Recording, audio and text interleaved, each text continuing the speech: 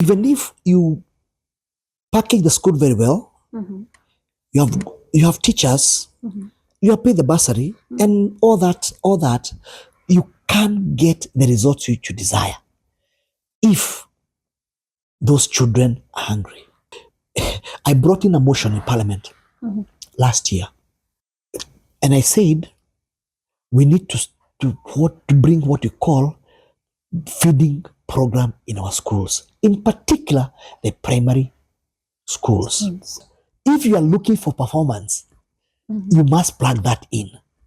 That motion went through, but unfortunately, remember, it's a money motion. That money has not been put in the budget because, again, of the kind of money problems you have in this country. About SHA, and the problem came at the point of implementation, because when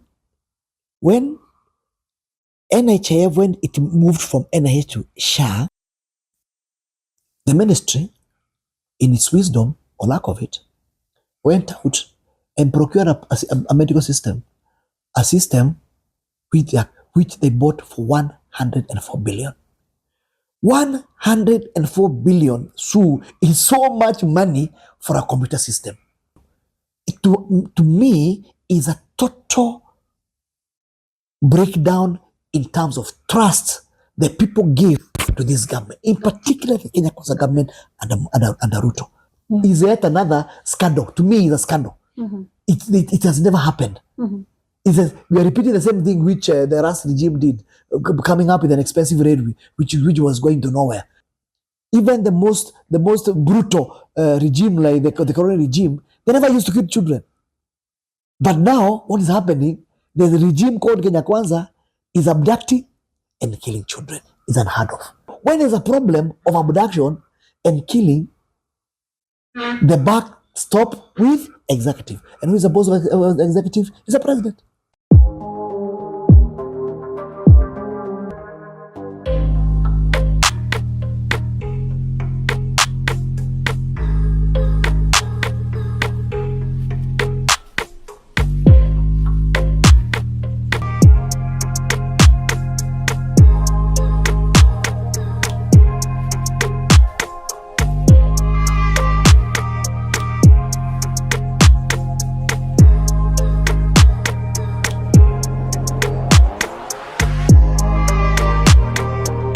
Hello, good people. Susie Yule Diadem, living positively regardless. Doesn't matter the point at which you are in life, but raw positivity all the way.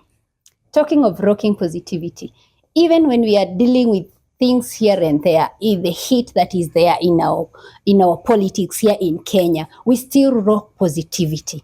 And tonight, so that we try to spread that kind of positivity even in our country, Kenya, I have one member of parliament, and I'll just get into it and introduce you our guest of the day. I'm so excited, guys, to introduce to you our guest of the day. How are you, Mheshimiwa? I'm very well indeed. Good Susan. evening. Good evening. How are you doing? I'm well. Awesome. It's good to have you here. Thank you. At Susie Yule Diadem YouTube channel.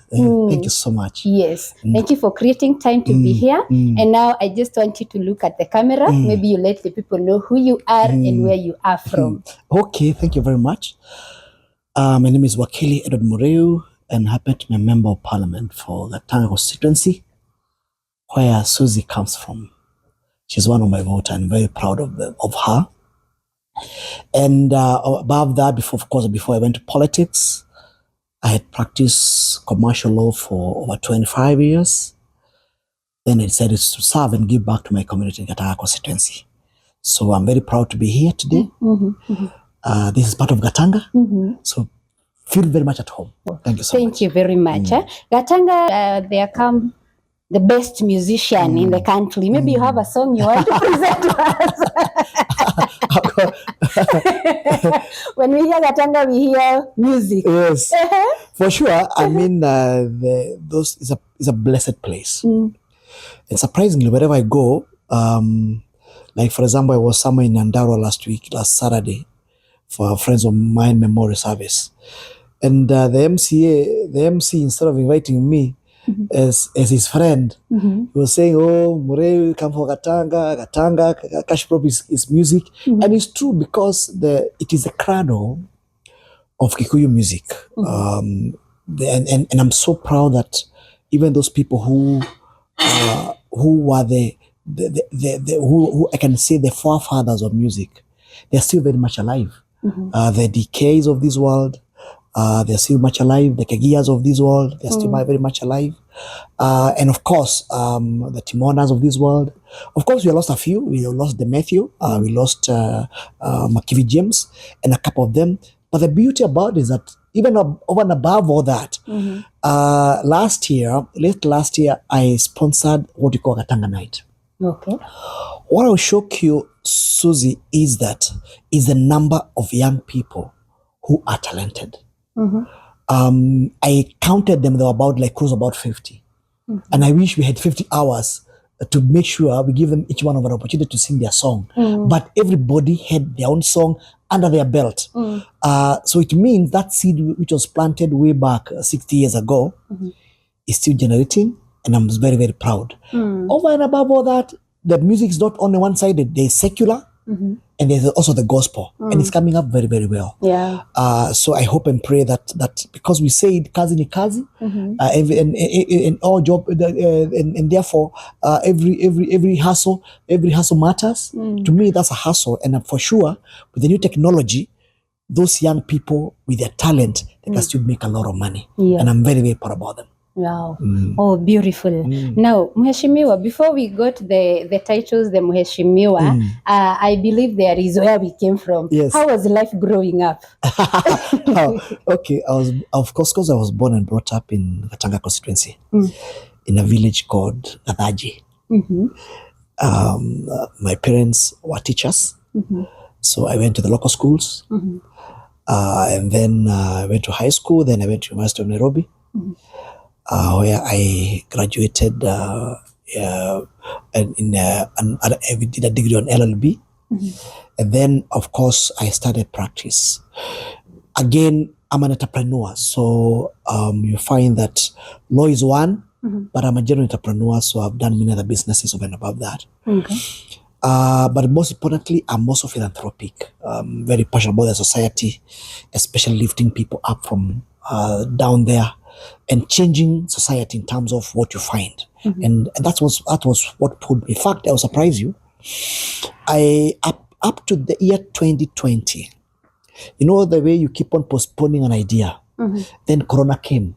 And when Corona came, you remember we shut down our businesses, we shut down offices, and then there was a total lull, and I moved my home from Nairobi, and I went to in my farm in Naivasha, and we stayed there because there was that issue about the corona, and you have to keep sanitize yourself.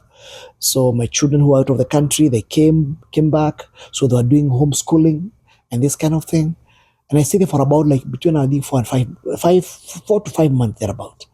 And you see, when you're idle, you start pulling the things you've been holding back and dusting them. And I say now, since now they have shut down the business, and it appears now maybe things will never be the same again, I've been keeping an idea of going back to my constituency and supporting them. Why can I start?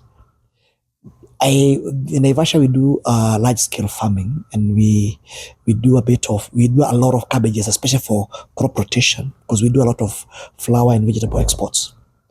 And I said, if I pick up a truck of cabbages here, and then on my way I pick up a few bales of unga, and I take them to Kirwara.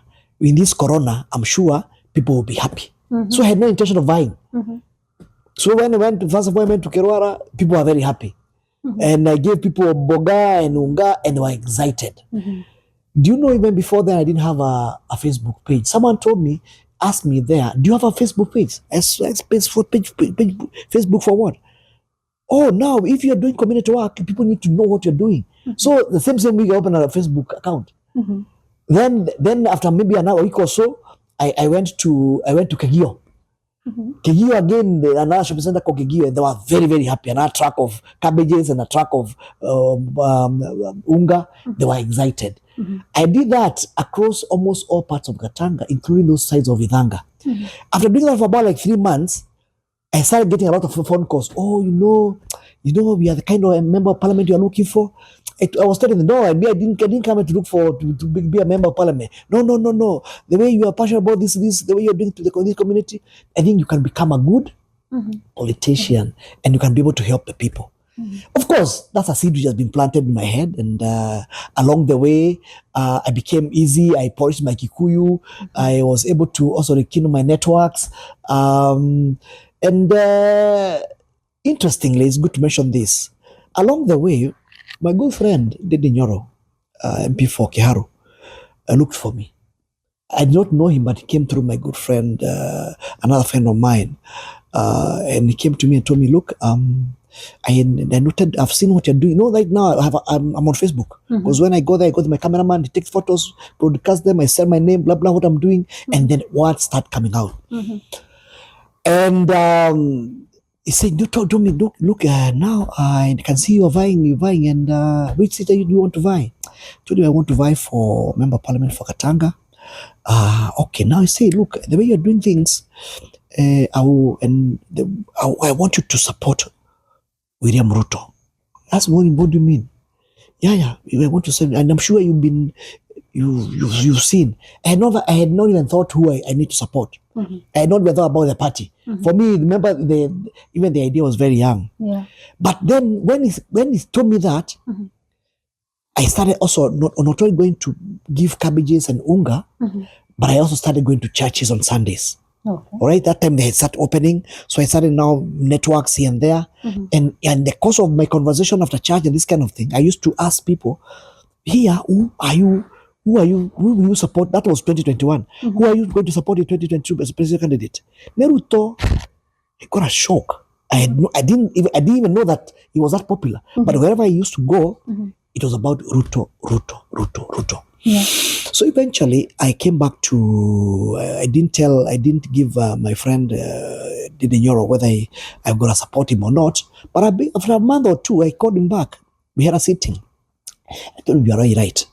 Me, the place I've gone, the entire Gatanga, because I've touched almost every constituency, every ward. I think people here, they want Ruto." He told me, "Now look, I told you. So now Monday, let's go and take you to Ruto and introduce you to him." I had never met Ruto before. Okay. So I went, we met, became friends, and said, "Look, good, I give my blessings. You deliver the seat for Gatanga." I started immediately. Immediately the following week, he called me back. He told me, "Come, we need to set up the party." And then another week, he called me, said, "I want to come to Gatanga." And I came to Gatanga, and I took him around the entire Gatanga constituency. He was very excited. I had done a very good announcement, good plans. We went to a church service in Gatura. Then we went around the constituency. That time we were doing empowerment for border and mama mbogas in the markets. So we did that. We went around. Then we settled. Then we did our function in a market called Gatonyo. And then my name went up, and people are very excited.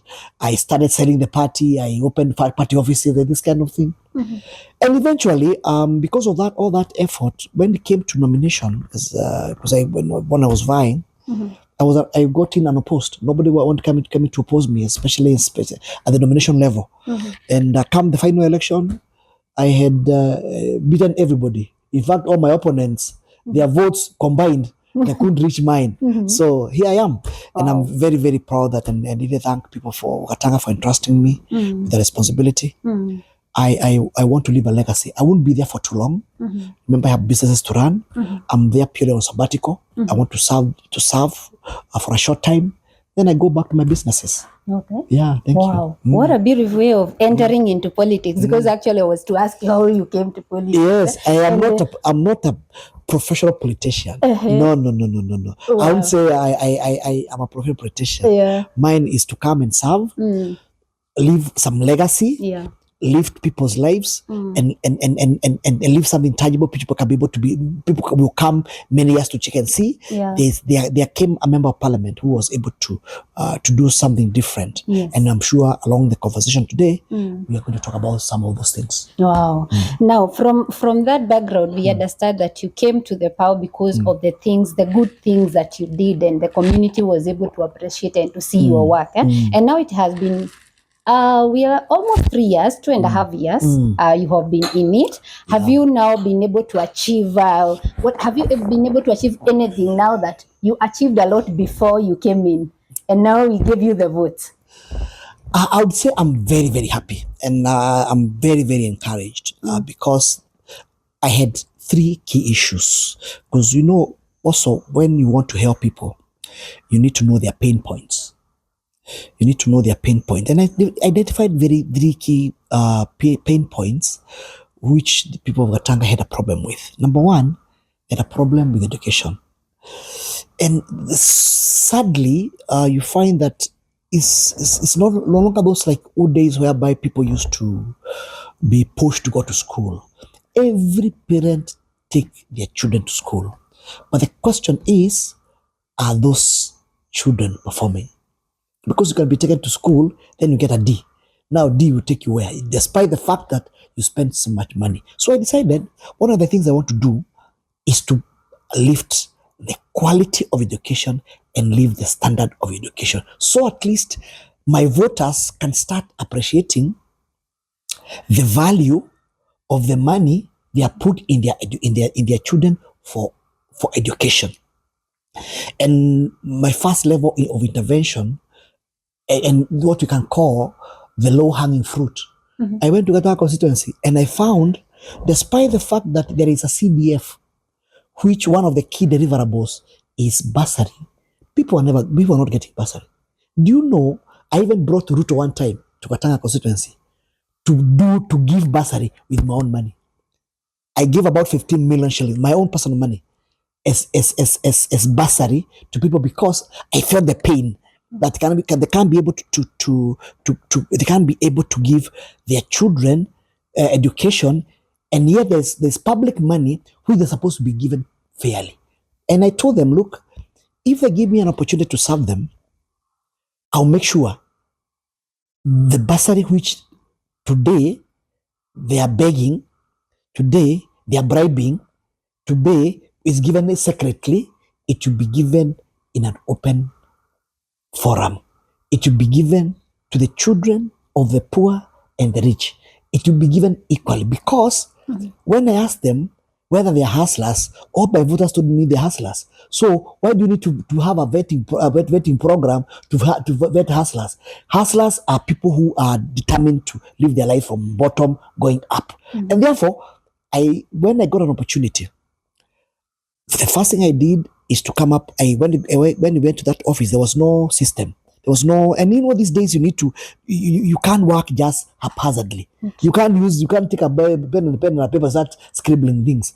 I procured a system to manage bursary, and we called it Gatanga digital bursary system, whereby we keyed in all our schools, we keyed in all our students, so the parents only come to verify whether their children are in the system, and to verify that the children are still continuing with education. And then from there, we give bursary to all of them. The children in primary school, in secondary school, children in universities, colleges, TVETs, polytechnics, we make sure that we give them. And I'm very proud that this is now the 3rd year we are giving bursary. When I came in, I think we give about 15 to 16,000 students, and each student we are able to give about like 3,000. The 2nd year we gave about another 14,000, and each kid we will give them 4,000. This year, because we don't have Form 1, we are giving close to about over 11,000 secondary school students 5,000 shilling every student. We are going to give them irrespective of the number of children a parent have in school. So it's money which they've never had. You can imagine you give a parent a check of 5,000 and the money they have never used to see. And even if they see, they used to tell me that they used to go to the constituency office, they take some forms, they fill in some forms. Those forms they take to the bishop, they take to the reverends, to the chiefs, and then when they return those forms, they never used to get in bursary. Today, I told them they would never sign anything because I decided I want to give them back the dignity. You know, begging is not a good thing. And then you're begging your own money. And I told them, I want to give you back the dignity they deserve in such a way that they're no longer going to look for bursary. It is me who will bring that bursary to them. I know my goal, each and every word, meet all the parents, and they have vetted all of them. And I also tell them that bursary, Wakili's bursary and our Wakili administration, hakuna kubahatisha. There's no guesswork. And it's bursary for the rich and the poor. And we are continuing that like that. And I'm sure even in the coming years, we'll proceed like that. And I'm very, very proud because now you find that when you support parents like that, and you're not only parents in secondary school, but also parents in universities. It's unfortunate that this university funding is not working. Yeah. If it worked, if it worked properly, you see now that other amount of money which were given the university students would have been taken back to the secondary school, so at least the school university funding takes care of the universities. But again, now because it's a bit of a challenge, we are still supporting them. So I'm very, very proud that it has taken off and it has embedded the interest of education. It has made sure that those kids who are not able to go to school are going to school. And most importantly, what you also do is that once we make sure that at the basic level, everybody gets a bursary, we also give what we call special bursary. Remember also, homes are not the same. There are some children whom even if you give them 5,000, they will never go back to school. And therefore we give them I have a team in every ward which are able to vet those kind of people, and then we give them maybe what we call a super bursary, where we make sure that we give them much more money than the rest, than everybody else. But at the basic level, everybody in Gatanga who has a kid in secondary school, university, college, get bursary. That is one of the key deliverables, and it has become a super success. Wow. The other issue is about our schools. You know, the sweet thing about Gatanga, and that I'm very proud about it, is that it's a node constituency. It's not a new settlement. It's an old constituency, and you find my father, who is now retired, is now 85 years old right now.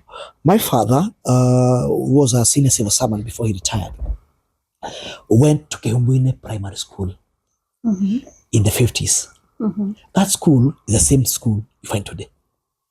My mother went to is it Muriu Gatonyo Primary School? Is it Gatonyo? Gatonyo. It's Gatonyo Primary School. Primary school, yes. In 60s. Now my mother is about 80. Is about now 78 going to 79.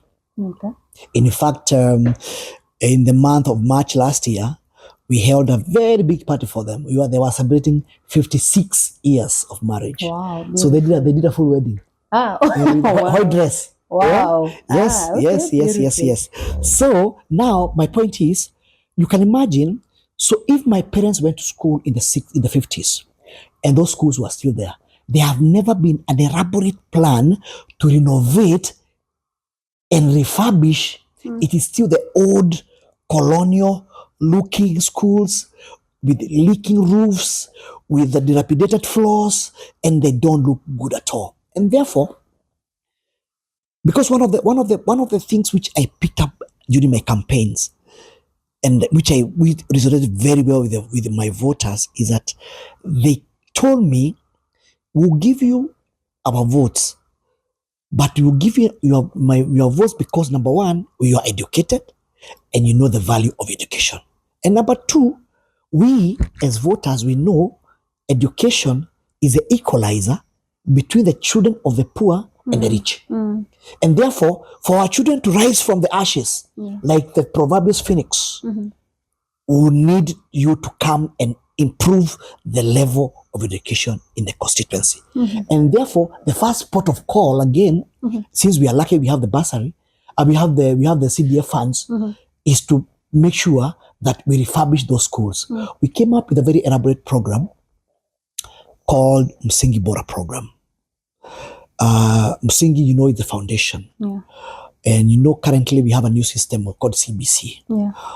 And we felt that we can't start at the top. We need to go at the bottom because we want to nurture those young talents before they go to the secondary schools. And we decided that one of the things to do is to ensure that the kids, they not only learn, but they are proud of their school, the way it looks. Yeah. We've set aside 650 million in our budgeted plan for 5 years to ensure that we refurbish each and every primary and junior secondary school in Gatanga. In Gatanga, we have 87 primary school and junior secondary schools. And each one of them right now, there is a program ongoing renovating those schools. We are going to a school, we do a survey, we see how it is. If the roofs are old and leaking, we remove the entire roof, we put a new one. We go to the floor, the floor, we make sure we put tiles. So at least again, we make sure, it's because of heavy use, even the concrete floors are weared out. So we are coming up to do a new floor and we put tiles. We also, over and above that, we are painting the entire school with one color, and we have decided to pick up. And most people are asking, why pick cream yellow, why pick Masai red? It's purely because at Gatanga we have red soil. So red soil goes very well with earthen colors. So you have chosen earthen colors in such a way that even if the children touch the ground and touch the floors, they just need to be wiped. And then there's no big contrast between the general environment and the color of the school. And it has come out very well. Something else we're also doing very, very, very consciously is water harvesting. You remember a school has minimum about like 15 to 18 classrooms all over. You can imagine all that school with roofs, how much money when it rains, how much water we can be able to harvest. So we have an elaborate plan to do water harvesting in our schools in such a way that every corner of the school there's a tank. Every drop of rain which rains is got those tanks to ensure, number one, our children will never carry water from home the way they do. They have water to wash their school and they have water to wash their hands once they use the washroom. So again, to leave the standard of hygiene in the schools. So we have done fantastic. I know you went to Gatanga Primary School today. You go there, you won't believe it. You go to Gatanga Primary School, you won't believe it. Because over and above doing all that, putting the tiles in all our schools, for the first time, it has never happened. Changing the roofs.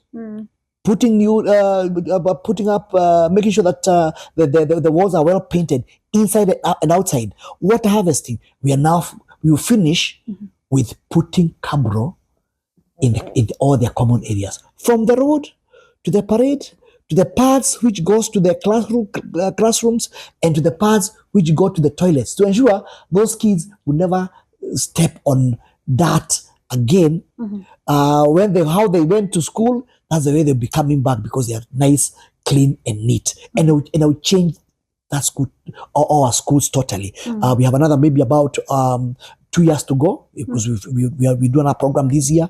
We are not 2 years to go, and I'm sure the last final year, the third year, we'll be able to make sure that we do the proper landscaping. We put the cardboards, and maybe the final year, that fifth year, we do maybe a new repainting just to renew them. And then we have done them in such a way that even in the future, the members of parliament who will come, the work will be easy. To renew the school is just to do a new paint, and the school becomes as good as new. In fact, but since the last 3 weeks, I've been going to launch and inspect those kind of those refurbishment and modernization of our school. The Singapore program. When I asked the student, "Do you like your school?" Yes. Oh, it looks like what? It looks like an academy. Oh, you want your school to become an academy? Yes.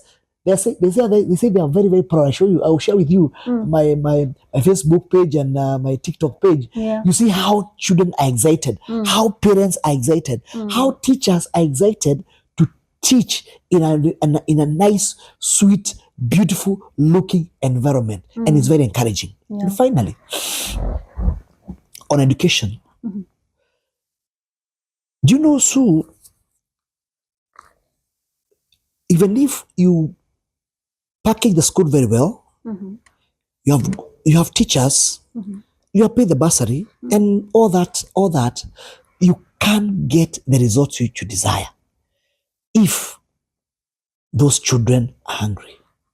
True.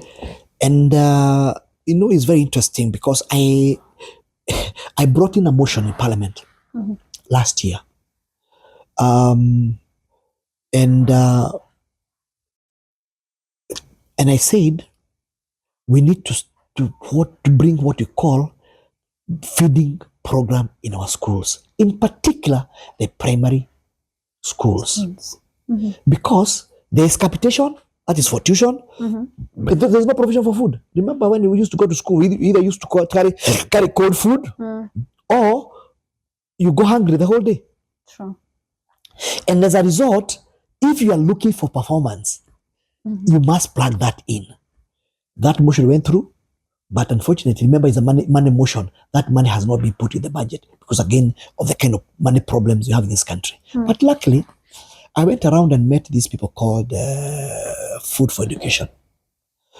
And we had a very elaborate plan with them, a very, very elaborate discussion with them. And I told them, I have a dream for Gatanga. I want to leave a legacy. There are things I can do personally, but there are things which I need to be helped.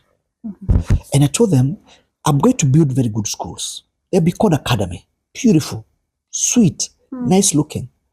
I'm going to make sure that we have the best teachers. But those kids in those primary schools, there is no plan for feeding them. Some are carrying food which is cold. Others, when there's no food, they spend the whole day without eating. And if my objective and my ultimate goal is to lift the standard of education in terms of performance, then the only link which is missing to high performance is feeding program. And we discussed a bit about last year until mid last year, where they agreed to support all our 87 primary and junior secondary school with food. We are calling it Dishi ya Wakili, Tap to Eat. Wow. Those kids are getting a watch like this one. And they only put 20 bob. And they tap and eat. It's called Dishi ya Wakili, Tap to Eat. Now the sweet part of that deal is the food for education is coming to every school. They are building the kitchens. After building the modern kitchens and bringing the necessary utensils for cooking, they are employing people in their own money. Then they are buying food. And then the food is cooked and given to the children. So the parent's role is only to give a child every morning 20 bob.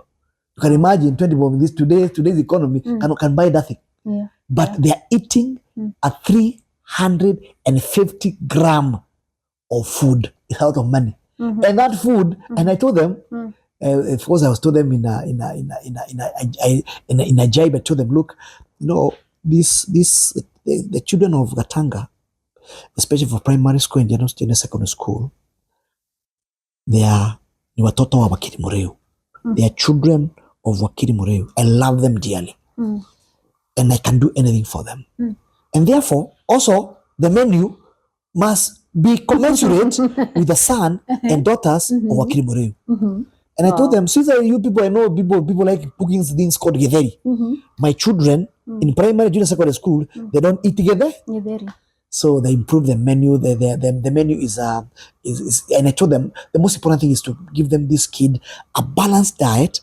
So at least these children can grow mentally and physically, because remember they are at the growing stage. And we have come up with a very elaborate menu of rice, with beans, cabbages, dengus, green grams, and all that food which is nice easy to cook, easy to eat, very, very, very, very delicious, and food which kids would like to eat. Last week, I had those 3 weeks again. I went to most schools where we have started that program, and the kids are exciting, and you can see the energy and the excitement when I'm serving them and they're eating the food and this kind of thing. Even where school where I was going there at about 3 or 4 or 5 o'clock in the evening, because I had lunch, you can see the energy in the school. And I told the parents, one of the things this food would do, it would take a lot of coercion and a lot of persuasion for these children to go to school.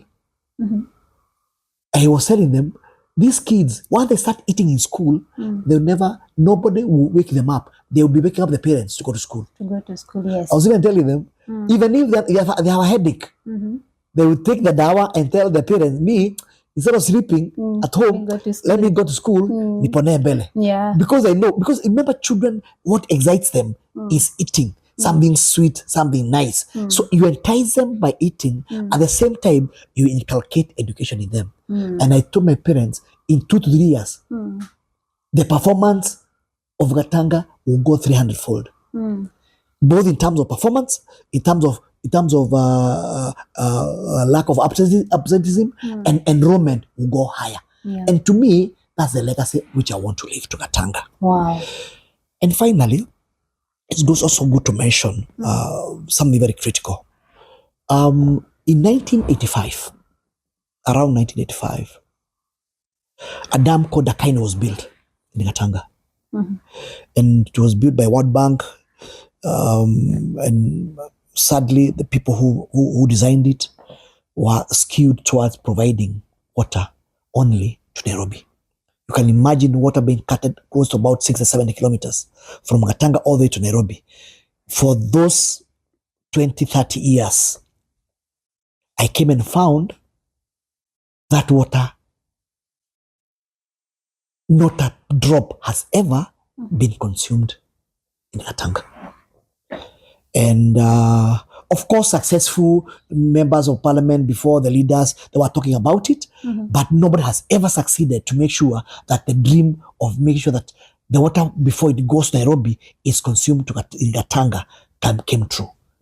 And I said, over and above my other achievement in education, I want also to put a feather on my cap on the issue about water, because it's not difficult. When I came, I found a company called Gatanga Water Trust, which was done like about 20 years ago. The board has never changed, and again, and I came to discover and find, when I did my research, I found for all those many years, it's only 20% of the Gatanga constituents who consume tapped water. 80% they either go to the river, or they have their own boreholes, or they depend on the rainwater. What I did is to disband that trust, and I created a company called Gatanga Water Company Limited, and also make sure that we put in the collaboration with the county government. We put in the right board members. Actually, the Bishop of ACK Church, Bishop Dr. Wanyoike, is a chairman of that board. I told him, as he, on one hand, when he wins the souls for Christ, on the other hand, he need to go with a cup of water, with a bottle of water. So at least once they see the Christ, they can drink what? They can drink the water. So he's doing that elaborately. So in terms of management of water, I've set it up. The second level is on the Dakaine Dam. The Dakaine Dam, I've lobbied when I was elected, from the highest office to all the ministries to the water works, and Gatanga was allocated 10 million cubic liters of water. That line which comes from Northern Collector at Kigoro, I've got 3 lines.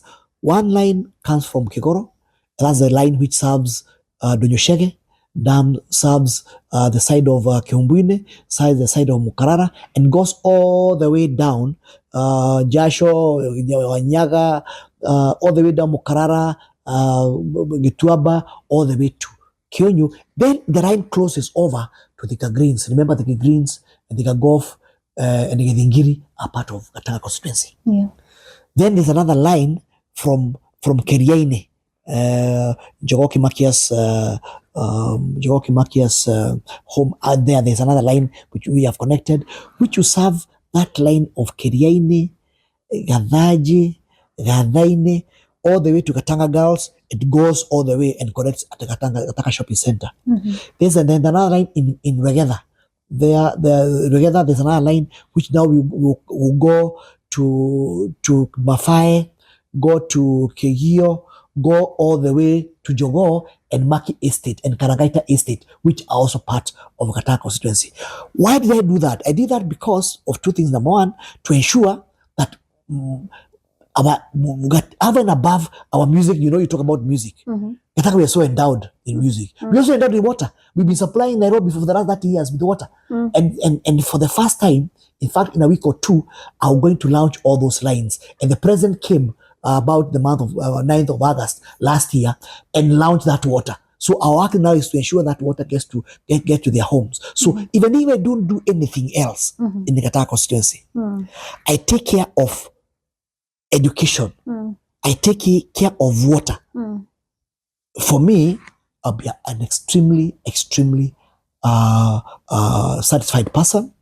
Of course, matters of roads, we also pushing in terms of to finish this, especially all the roads which were left unfinished. For example, the Mau Mau Road, the one from all the way from Jabini to Gatora.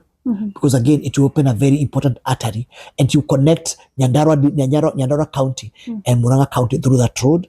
And I even was telling people in the traders in Gatora that they would be taking 20 minutes to pick cabbages and carrots from Jabini and bring to Gatora, and then they can supply all the other areas from Bika, Keno, Nairobi, and all that area. So the Gatora will become what you call the aggregation center. When they bring everything, then they start distributing. That one will finish, and we are pushing very, very hard. Then we have also another tarmac road, part of the Mau Mau Road, the road which comes from a place called Wadohi, goes to a place called Kiriaini, goes all the way to Nagara, and comes out in next to a place called there's Diara near Kirwara. It's about 14 kilometers. That one is already, as you saw today, the cabinet passed budget allocation through the fuel levy of 175 billion. And remember that those contracts are already given. Is only that those contractors were not funded. And I'm happy to see that the cabinet passed that amount of money. And when that bill comes to Parliament, hopefully in terms of budgetary allocation, of course I'll vote for it. Then there is also this road which goes from Kimatu going to Ndangarari, ends up in Gogogo, and the one comes which was from Kerwara going to Kegio, all the way to Jogoki Makia. That was one contract we had the Chinese, but because he was not paid, he abandoned the project. We also agreed with the Kera that they will pay the contractor, and the contractor will come back to site. We also have another project which again that's a new one coming from the Gatanga Girls. Gatanga is one of our major school. Gatanga Girls, the road goes over to a place called Nagara, and there's another road from Kirwara crossing to Gadaine, all the way to a place called Kimemu in the side of Mukarara, and then another very critical road which comes from a place called Kege on Keubwini Ward, which connects now to Keubwini. So again, those are ongoing. The contracts have already been signed. What you are pushing right now is to make sure that the projects which since they already signed contract, those projects are given money.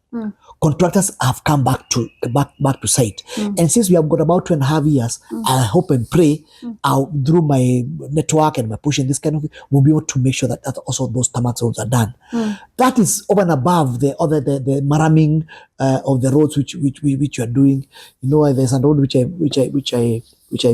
we did very well here in Gatonyo, and I called it Bishop Jockey Road, because you know Bishop Jockey is my very good friend, and I hope it's a road which connecting the main road and the road going to Kigio, and hope and pray that if the fullness of the time, the Bishop Jockey Road will remain, because he's my very good friend, and he's my bishop. Okay. Yeah. Okay. So I hope and pray that in his honor, I hope that road will meet it. So we're doing a lot of maram roads and every year, again, just to ensure that the mobility of the people is guaranteed. But most importantly, the differentiating factor is that I'm inspecting those projects personally. Wow. I build, so I know how roads are done.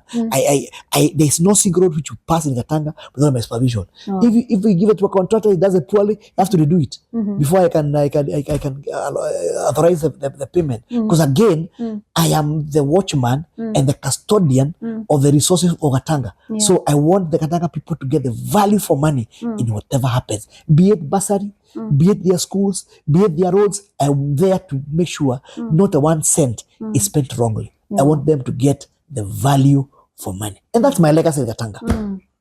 That is so beautiful. Guys, just in case you have lost us somewhere, we are not being given promises of what will be done if we vote him in. We are talking of an MP who is already in, and we are talking of the things that he's already doing qua ground. And of course, I come from Gatanga, so at least I know we can talk of what is happening. Yes. Yes? You're my witness. Yes, I can tell what is happening on the ground. And that is so amazing, Mheshimiwa, because we have been used for so long of hearing what will be done. And we even got used to it. Actually, we can tell when the campaigns comes what will be done to us. We'll be told this. But it's so beautiful when we have such a sitting and we are talking of what has actually been done. And thank you so much, and congratulations for the good work that you're doing in Gatanga. I will want to take you to the health sector because, and I know this is not just a problem in Gatanga, because I think as a country, we are all asking ourselves so many questions. Because the other day, people came out from Muranga and they were talking about SHA. I don't know whether you want to mention about it. Yeah, it's very painful, Sue. Bearing in mind the kind of effort us as members of parliament has put in trying to bring in universal health. Universal health was purely meant to ensure that there is quality of health services delivery. Number 2 was to ensure that the rich and the poor are equally covered, and you get quality medical treatment, not because of your money, but because you are Kenyan. So the idea was elaborate, and it was an improvement of what NHF used to do. But remember, always the devil always dwells in the details, because remember, there's the law and then the what you call the implementation. The problem came at the point of implementation, because when NHF, when it moved from NHF to SHA, remember, NHF have been done for the last over 40 years. So they had elaborate computer system which were capturing the data for each and every patient and every hospital. So the only thing they needed to do is just an improvement. And in terms of adding more packages, in terms of the cover. So if it was not covering outpatient, it put in the outpatient. If it was not covering cancer, it covers cancer. If it was not covering renal problems, the dialysis, they include over there. The diabetes, blah blah, all the problems which are affecting Kenyans. Just to ensure that you add the packages in the original system. But what happened? The ministry, in its wisdom or lack of it, went out and procured a medical system, a system which they bought for 104 billion.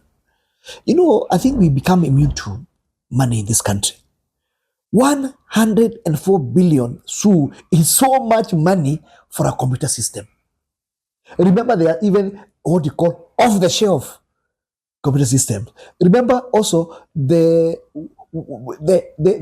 NHM was not devoid of a system. They had a system. The only thing they had to do is just to expand the band and the offerings. That's it. Because it was capturing all the hospitals, it was capturing all the treatment. So it's just an add-on to expand the services which are being offered. So, looking in hindsight, we came to discover that not that NHA had a problem, no. But how do you make 104 billion? You must come up with a new system, with a new name called SHA and SHIF, and then pretend you are buying a system for them at an exaggerated amount of 104 billion. Now, the elephant in the room is that 104 billion computer system is not working. If you hear the complaints, you saw the Mandamano in Muranga. It's not that there is no medicine, no. It's not that there are no doctors, no. It's not that there are hospitals, no. You are being told the system is not working. That's it. True. Which system? The system which was bought at 104 billion. Let me tell you, to me, is a total breakdown in terms of trust that people give to this government, in particular the Kenya Kwanza government under Ruto. How can you allow 104 billion to go and buy a computer system? Secondly, where was the tender? There was none. It was just procured. Friends, come here, and make sure when you bring it, put mine there, put yours there, You pad it. My cat is X, my cat is Y, and it's very, very, very sad that this is happening under the watch of a government which we fought to bring to power under the Kenya Kwanza government. Is a total breakdown of the trust of the people of Kenya. Is yet another scandal. To me, it's a scandal. It has never happened. We are repeating the same thing which the Ras regime did, coming up with an expensive railway, which was going to nowhere, which costed another 405 billion. So it to me, I am extremely disappointed. Wow. If you allow me to ask, Mheshimiwa, you are using the word that you used before, that you are the watchman and you're the person we have, as the people of Gatanga, we have entrusted you for that. I would want to ask and think, who are these people who make decisions in Kenya? Why would we find ourselves in such a messy situation? Because actually it is really messy. Who are these, and where were our representatives when all these decisions were made? Let me tell you, Susan, what happens. You see, when you create the law is not the law. Is what you making the law and implementing the law. And implementing the law, that's where the rubber touches the tar. Yeah. Remember, this SHA and SHIF is under the Ministry of Health. That's where the devil is.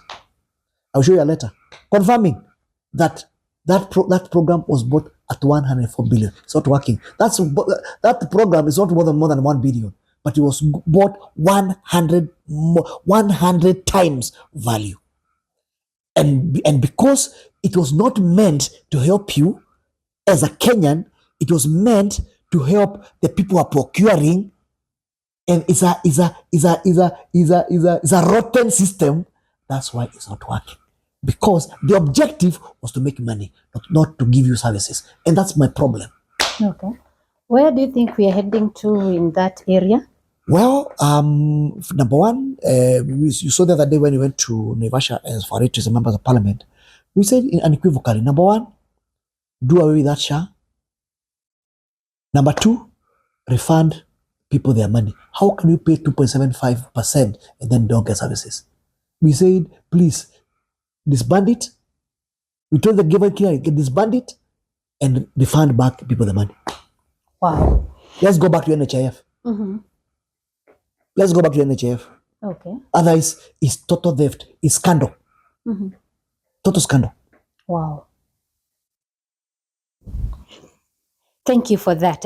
Another area that is off Gatanga actually happening in our nation. We have of late since when we started having the Maandamano, Gen Zs are coming out, and we just want a voice actually. We just want to be heard. Yeah. But unfortunately, what happened and what is still happening is a lot of abduction here and there. Our young men are dying, and I don't know if you're able to tell us, maybe to give us maybe if you have a hint, what exactly is happening?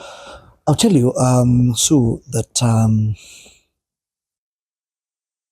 I am a founder member of UDA party. And when we were coming, and I'm one of the drafters of the UDA manifesto, even to date, although I know I'll be removed shortly, I still sit in the highest organ which makes decision for this country. It's called National Executive Council. I sit there as the head of legal. I'm the one who drafted the manifesto.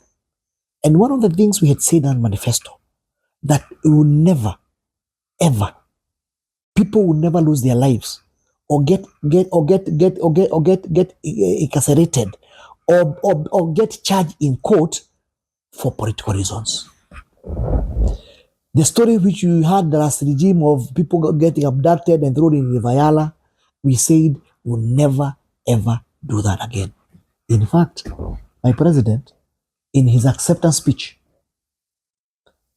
when he was elected, that is one of the key points. He said the era of abduction and killing people because of diversionary political opinions has come to an end. Now, do you know, Sue, 89 young men and women have buried them? Do you know, Sue, 29 young men and women, we don't know where they are? Why? What's their crime? Their crime is only one. They are telling this government of Kenya Kwanza, which I'm part of, SHA is not working. Since you came 2.5 years ago, you have never declared yourself on the issue about corruption in this country. And it's pointing out Adani is here to do deals in this country and freeze this country and auction in this country. Corruption. He's saying you are overtaxing the people. 48% of people with pay slips is going to pay taxes. You are left with less than 52%. You have mortgage, you have school fees, you have food, you have everything. Really? There's overtaxation. You are saying SHA is not working, there's overtaxation, you are stealing the country, you are mismanaging the country, you are bringing in shifters from Somalia to Kenya to take the ID. And instead of correcting those problems, the sitting government is picking those people and incarcerating them. For me, and you heard what Rigathi said on Sunday, despite the fact that we are the founders of that party, it's not a journey we can be able to go forward. And me, I'm very unequivocal because it's against what our manifesto. I can't stand and defend the government on that.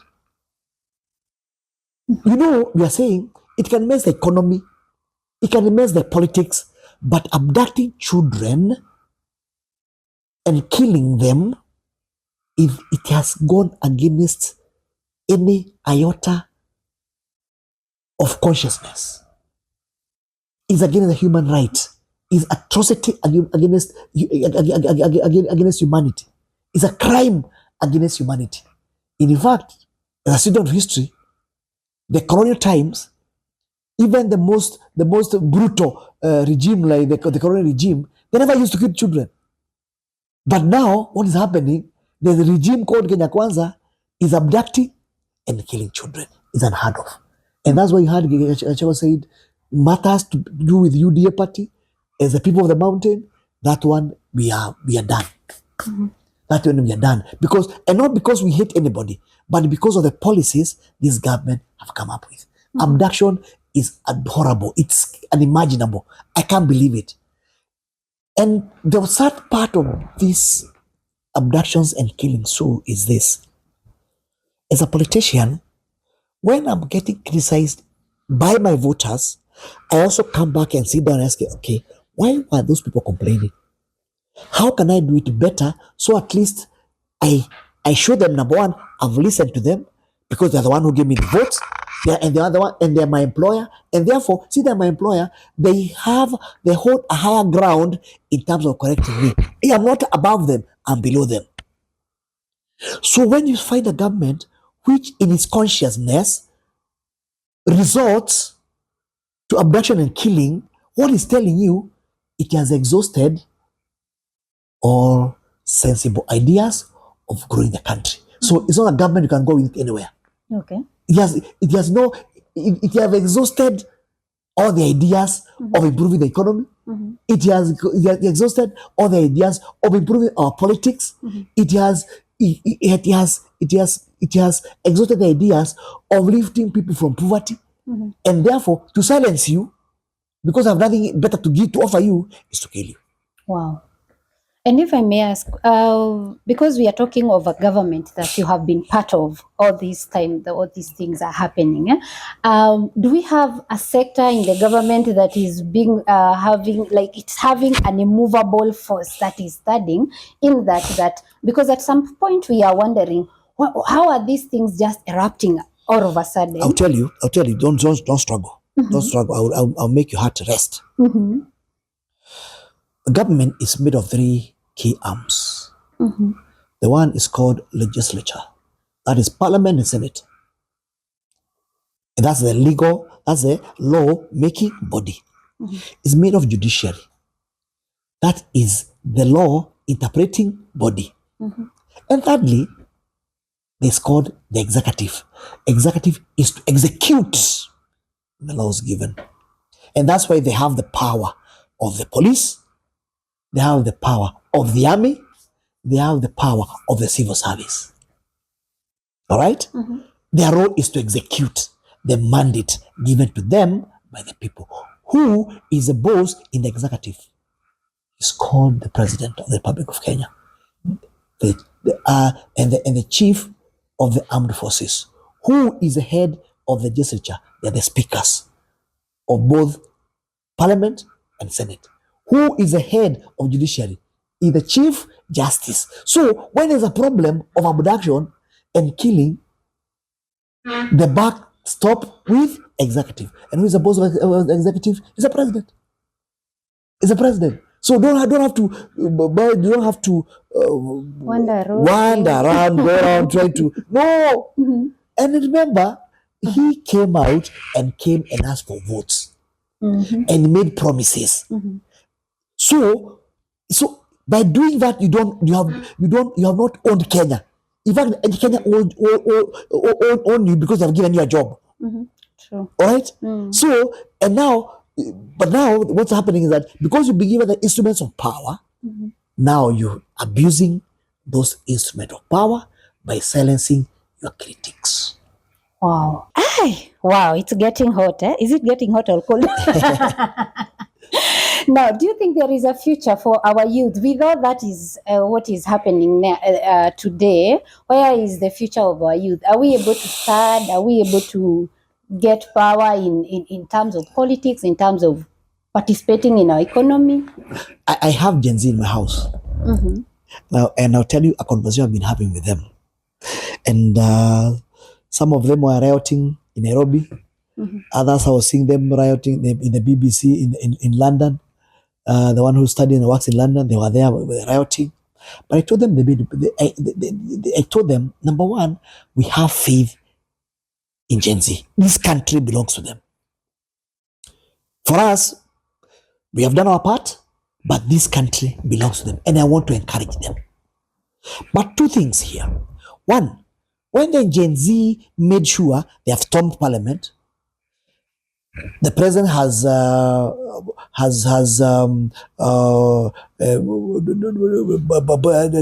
disbanded the cabinet. there is something they did. They moved out of the streets. And I told them, when the president disbanded the cabinet, what they would have done is not to let the president appoint the cabinet. No, but present the president with a list of possible candidates for cabinet positions. But what did they do? They won, and they went celebrating. That's what I've been telling my children. I wish they went ahead, because you see, you have won. Yeah. I've sacked everybody. So the president there, they're waiting to be given the names of the people who you want. They were not to be found. They were called for the X what do you call that thing? The X platform. The X platform to have a conversation. Yeah. They refused to come. But they insisted, we are formless, we are tribeless. In the process, they lost the game. So the president had no clue who to put. They had no clue who to want. What did he do? He brought back the same people. That's one mistake. But again, we normally say a mistake is called a mistake if it's repeated. That's number one. My advice to them, as a point number two on the same issue, they own this country. And the way to own this country is first and foremost, take an ID. Take the identity cards. Because these days, once you take an ID, automatically you become a voter. Because you just need to go and register as a voter. These days, you don't get any card. When you have an ID, automatically you become a voter. So just go, they say they're a voter. They will change this country by their votes. And that's why we are very, very bullish. Telling IBC, when I read the law as a lawyer, that voter registration is a continuous process.